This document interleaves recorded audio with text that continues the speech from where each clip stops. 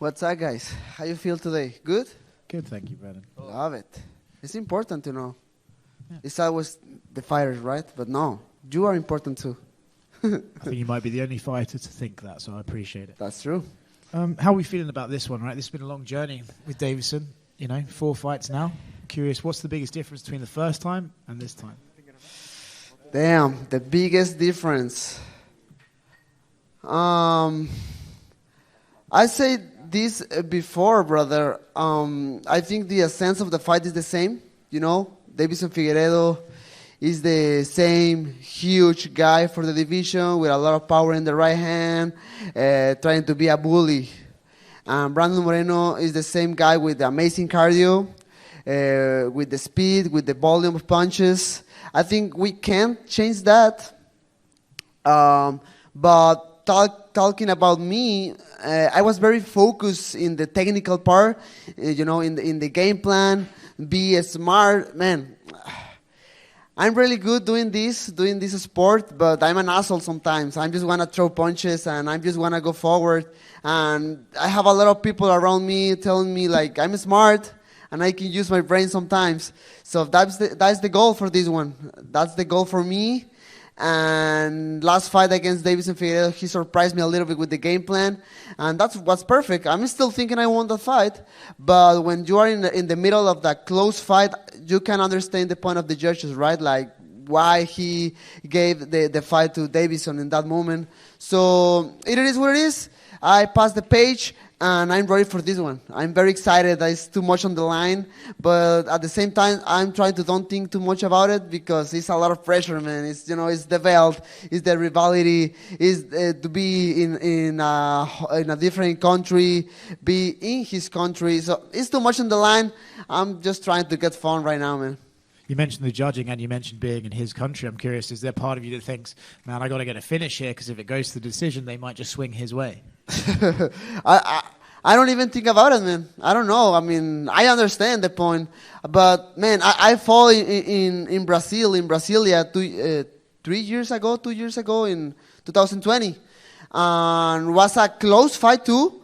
But man, I won that fight against the José Formiga, and the judges they understood that. So I don't know. I'm not thinking about it. Do you think your rivalry with Deiveson has helped your division, right? It's like the one that people can point to and be like, wow, the flyweights, like these two guys, what a legacy they're putting on. Do you think it's helped your division? A lot, man. I mean, everything started with Demetrius, with his legacy and what he did in the flyweight division before that. He made a statement, and a lot of people think he's the god of the mixed martial arts for that. Then Henry Cejudo saving the division against TJ Dillashaw. Now in the present, I think this rivalry between Deiveson Figueiredo and I is so important for us, for all the flyweight guys. And I don't know, man. I think after this Saturday, I want to make a statement of who won this rivalry. But at the same time, I'm just very grateful to share the octagon with Deiveson and make history together. Thank you.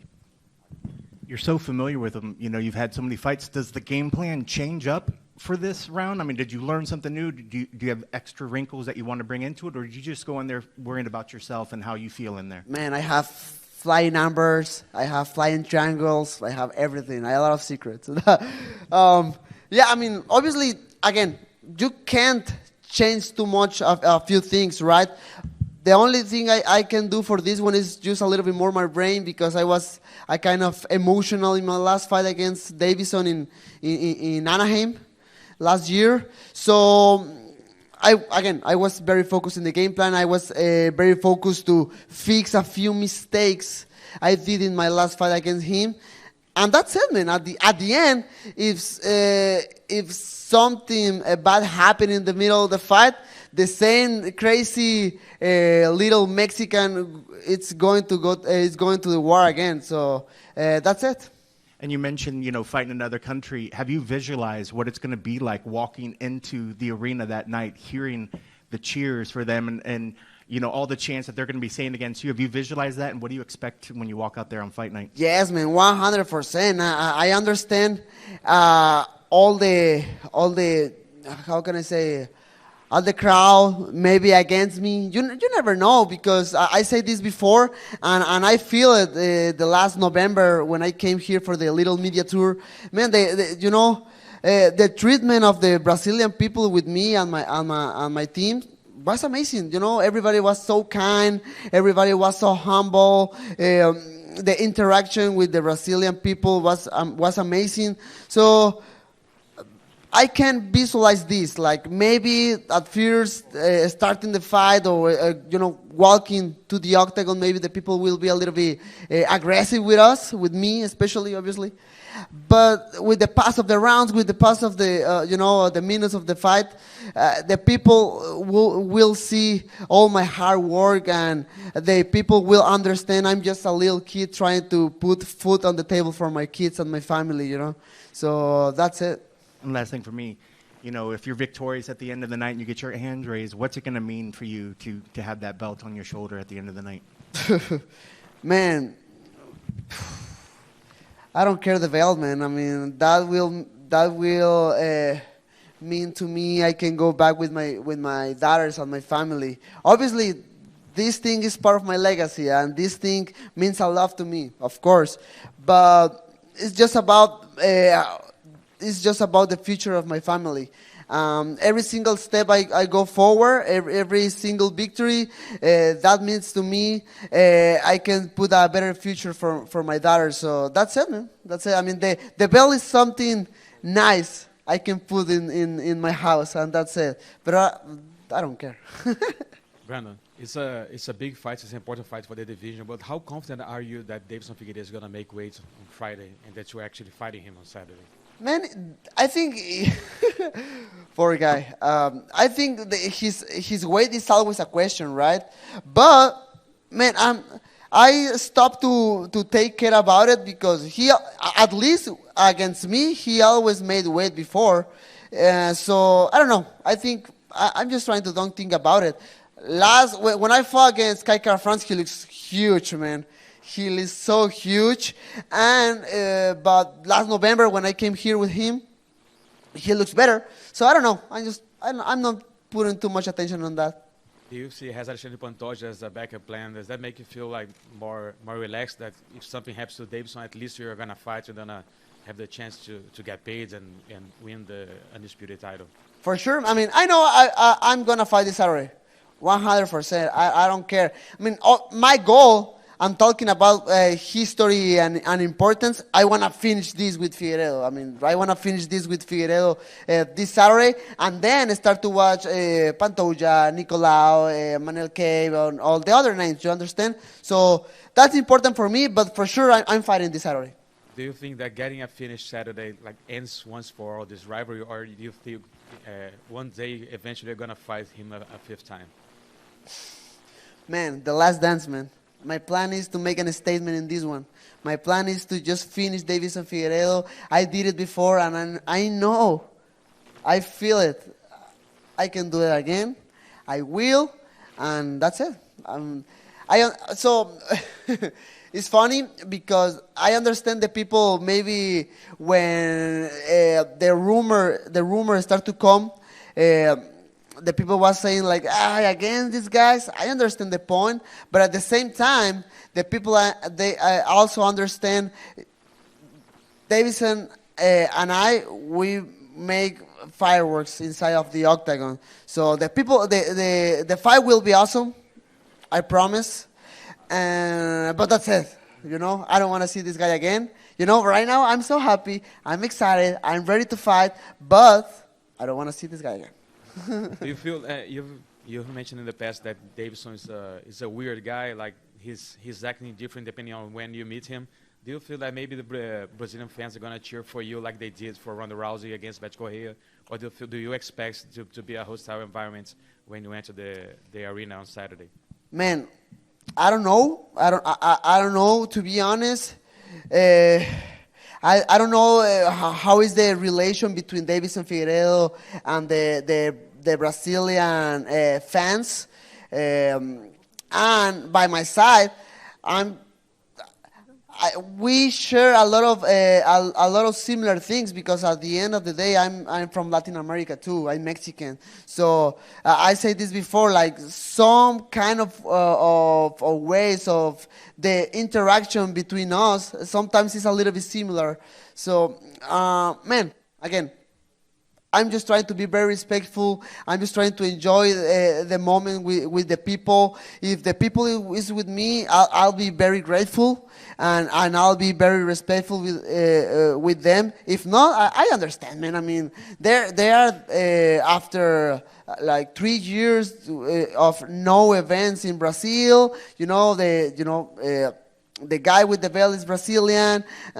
If not, I understand. It's not personal, of course, but I wanna do my best, and I'll be very grateful and very happy if the people is with me that night. Brandon, buen día. ¿Cómo estás? Augusto Nisgar para Somos MMA. En español. Hey, ¿cómo estás? ¿Todo tranquilo? Todo bien. Te quiero preguntar, Brandon, recién lo decías en inglés. El 14 de marzo de 2020 vos sos uno de los 3 peleadores que estuvo acá en 2020, la última vez que UFC estuvo en Brasil. Y mi primera pregunta es, más allá de lo obvio que son los cinturones y que sos campeón, ¿qué más ha cambiado en tu vida desde ese 14 de marzo hasta ahora? No, hermano, o sea, si ocuparemos un ratito para resumir todo lo que ha pasado. O sea, esa pelea fue contra Yusir Formiga, gano ese combate y ya pongo mi nombre pues cerquita de lo que es la conversación por el título. De hecho, yo en ese momento sentía que podría merecer la oportunidad, ¿no? Por ahí, a finales de año, en noviembre, pues se la dan a Alex Pérez y a mí me dan la pelea contra Brandon Royval. Cada quien gana su combate y pues ya, queda bien claro quién es el siguiente al título.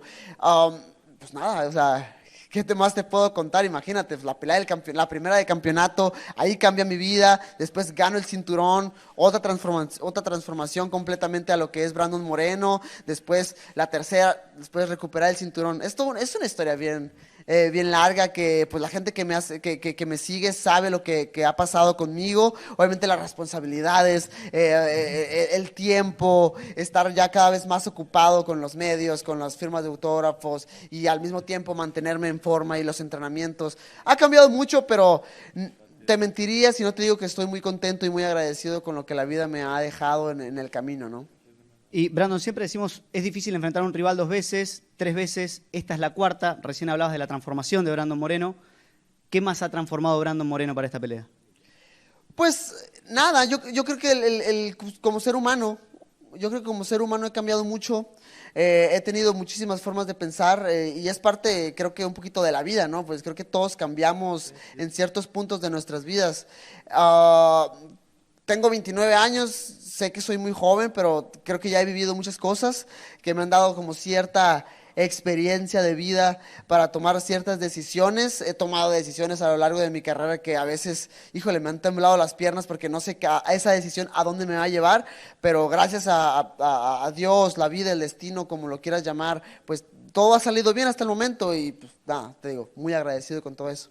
Y para cerrar mi última pregunta, no sé si sos una persona que se fije en las casualidades y demás, pero la última vez que peleaste en Brasil, lo tengo acá anotado, fue contra un brasileño, sí. Venías de ganar una pelea en las últimas 2 y la pelea fue justamente contra Kai Kara-France. ¿Se repite el escenario, se repite el país, se repite la victoria? Híjole, claro, yo a eso vengo, o sea, no me veo, o sea, simplemente es que, o sea, veo todo lo que está en juego, ¿no? O sea, veo que en pierda se va para casa y ya no se sabe qué sigue para uno. Lo digo por el hecho de que ya es bien difícil que la 5ª pelea se dé. Entonces, yo no me veo perdiendo, o sea, yo no me veo siendo menos que el campeón, yo no visualizo nada más, o sea, yo me veo para enfrente, yo me veo como campeón y defendiendo mi cinturón y llenando esta cosa llena de piedritas rojas. Entonces, nada, yo vengo a eso, vengo a ganar. Gracias, hermano. Hola, Brandon, ¿cómo estás? Hola, hermano. Cruz de For the Win MMA. La última vez que yo te vi fue en Chile, fue en una situación adversa, precisamente contra Pantoja, como decía acá el colega. ¿Qué te parece cómo ha pasado el tiempo? This fucking life, you said, en un momento dado, mientras recibías el título. ¿Cómo te sientes ahora haciendo esa retrospectiva y acá en Brasil, a puertas de una 4ª pelea con Deiveson? Pues creo que se engloba un poquito la respuesta, ¿no? Es parte de lo que he vivido, de lo que me ha tocado vivir. te digo, 29 años, o sea, yo sé que soy una persona joven, pero a la vez también empecé este deporte muy joven y he vivido ya muchísimas cosas. Y sí, nada, o sea, la pinche vida y es una montaña rusa, o sea, a veces estás aquí y a veces estás acá y es un cliché completamente porque son el tipo de frases motivacionales que te encuentras en redes sociales. Pero yo de primera mano te puedo decir que, o sea, la vida sí es así, y es obviamente como lo tomas y como lo digieres. Esa vez en Chile, pues claro, me tocó estar en las partes más oscuras. De hecho, fue el principio de la parte más oscura de mi vida y de mi carrera, porque de ahí pues nada, me cortan y se empieza a venir esta bola de nieve de problemas en mi vida, pero después, híjole, no, a veces ni siquiera me pongo a pensar en lo que hice para salir adelante. Creo que simplemente me enfoqué muchísimo en el presente, en el día a día, en ir tomando obstáculo por obstáculo y no pensar en todo lo que eran mis problemas. Y eso me ayudó a salir adelante y a desarrollarme y a ganar más experiencia y seguir para enfrente y seguir ganando peleas y regresar a UFC y enfrentar mis nuevos rivales y llegar hasta el cinturón. O sea, muchas veces piensas, la vida se acabó, pero creo que soy un claro ejemplo de que, hey, a mí me cortaron, a mí me daban por acabados, a mí ya no me daban una. Y yo en mi mente era ¿de qué hablan? O sea, estoy súper joven, o sea, tengo toda una carrera por delante, yo sé que puedo y tengo toda la ética de trabajo para lograrlo, y así lo hice.